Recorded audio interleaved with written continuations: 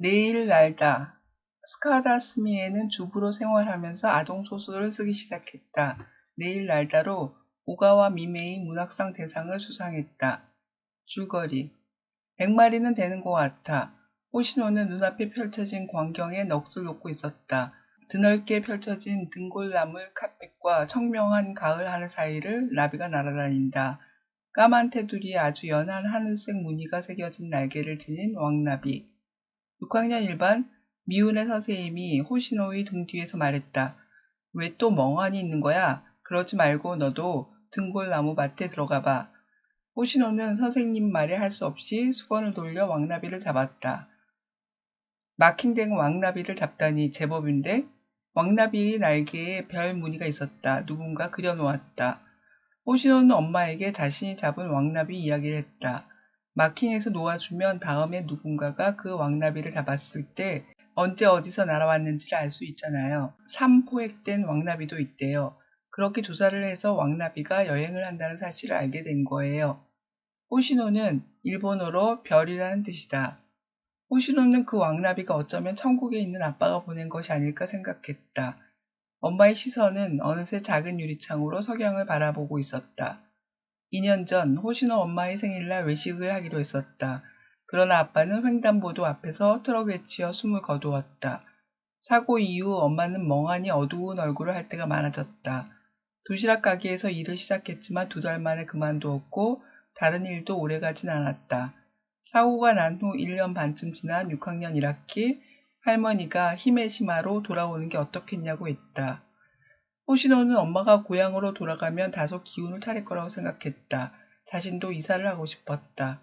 할머니는 히메시마에서 나기라는 작은 민박집을 운영한다. 엄마는 나기에서 일을 하게 되었다. 엄마는 매일 일을 하러 나가고는 있지만 아직은 여전히 기운이 없다. 호시노는 전학 온 이유를 묻는 게 싫어서 친구들과 어울리지 못하고 있다. 히메시마까지 왔는데 이사하기 전과 거의 다름이 없었다. 다음 날 미운의 선생님은 호시노가 발견한 왕나비는 나가노에서 날아왔다고 알려주었다.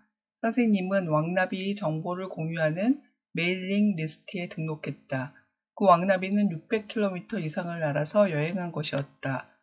호시노는 마음먹고 손을 들었다. 날개에 뭐라고 쓰여 있었어요? 나가노 9월 5일 이건 날짜고 그리고 류세이 포획한 사람의 이름이겠고 그리고 별 수학 기호인 등호와 100이라고 쓰여 있어. 100은 개체 번호인 것 같아.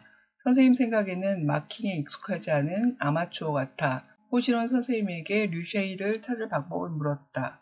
선생님은 그럼 나기에 가봐 라고 말했다. 호시노는 민박집 나기에 갔다.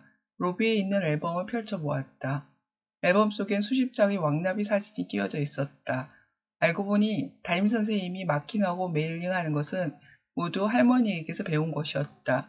호시노는 할머니에게 왕나비 이야기를 했고 할머니는 멀리서 오는 왕나비 친구들에게 류세이에 대해서 알아보겠다고 했다.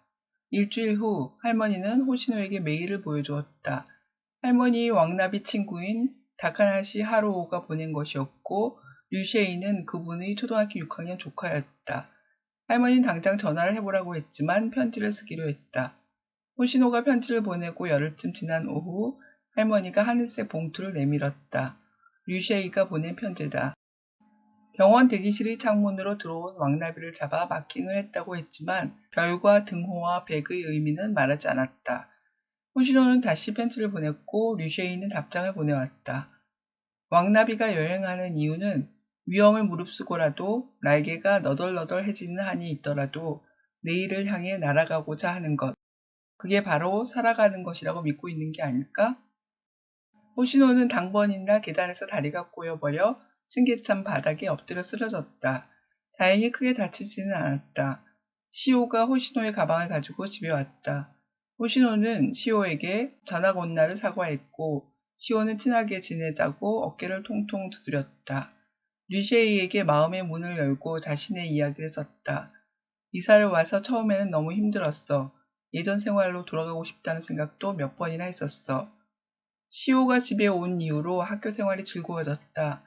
호시노와 시오는 함께 해변 근처의 벤치에 앉았다. 호시노가 말했다. 우리 아빠 사고로 돌아가셨어. 그래서 이사 온 거야. 여기가 엄마의 고향이라서. 호시노는 자신도 모르게 울고 있었다. 그래, 난 울고 싶었던 거야. 문득 호시노는 이제 괜찮을 것 같다는 기분이 들었다. 꼬깃꼬깃해진 손수건을 내밀어 두는 친구가 있다.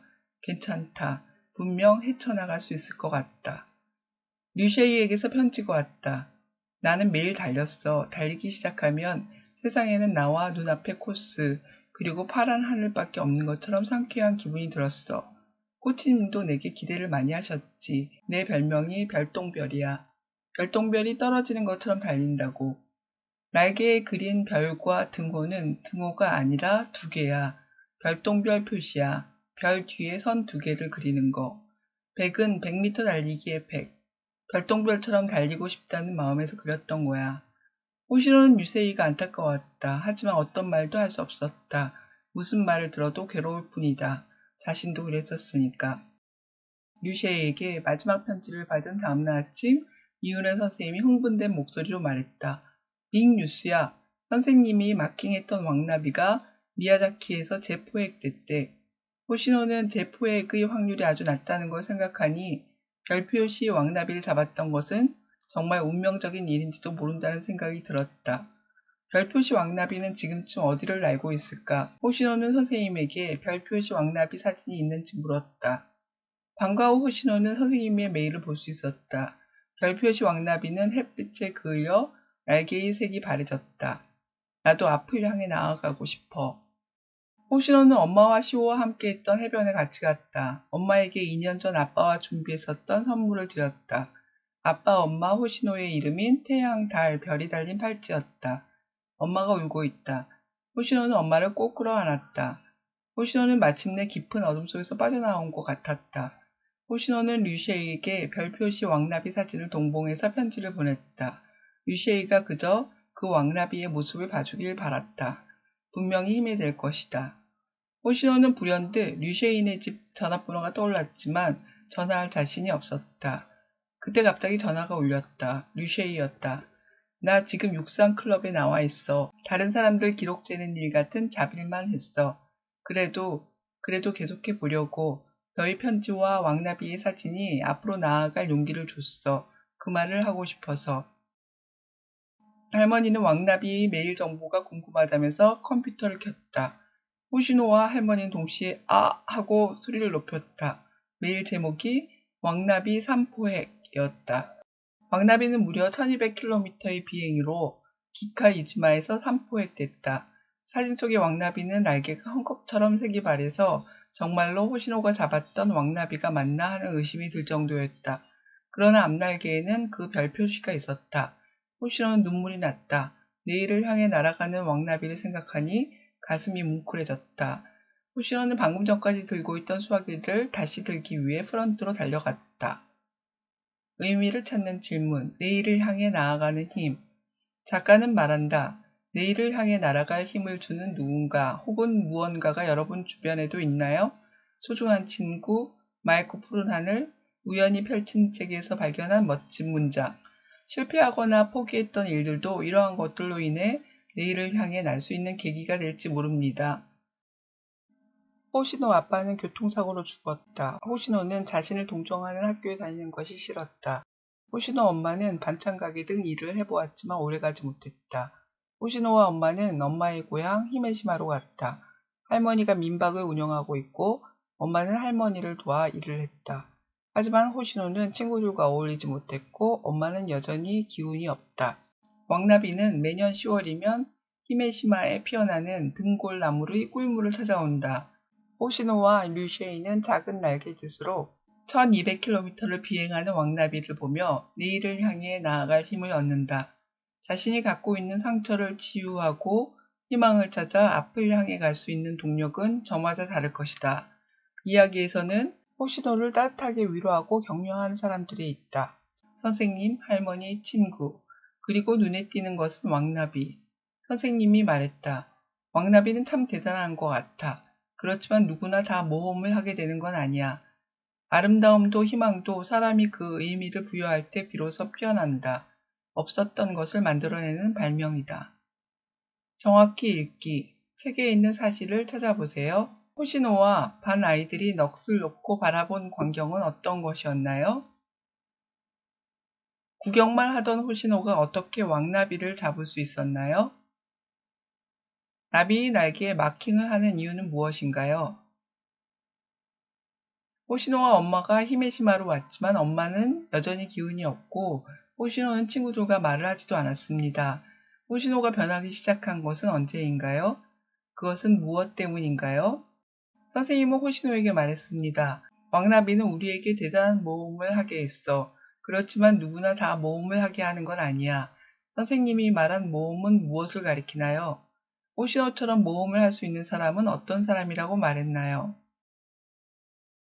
깊이 읽기. 여러분의 생각을 말해보세요. 할머니는 상대방의 마음의 문을 열려면 자기 자신의 마음의 문도 열어야 하는 거야 라고 말했습니다. 여러분이 먼저 마음을 열어서 상대방의 마음의 문이 열린 적이 있었나요? 언제였나요? 류셰이는 달리지 못하지만 육상클럽에 나가기로 했다고 말했습니다. 류셰이가 용기를 내는데 도움을 주었던 것은 무엇인가요? 왜 그것이 용기를 나게 할 수 있었을까요? 여러분에게 앞으로 나아가게 하는 힘은 무엇인가요? 그것이 힘을 준다는 것을 어떻게 알았나요? 살아가는 것, 희망을 갖고 씩씩하게 앞으로 나아가는 것을 생각합니다. 우리가 얻는 힘은 어디에서 온 것일지 찾아봅니다.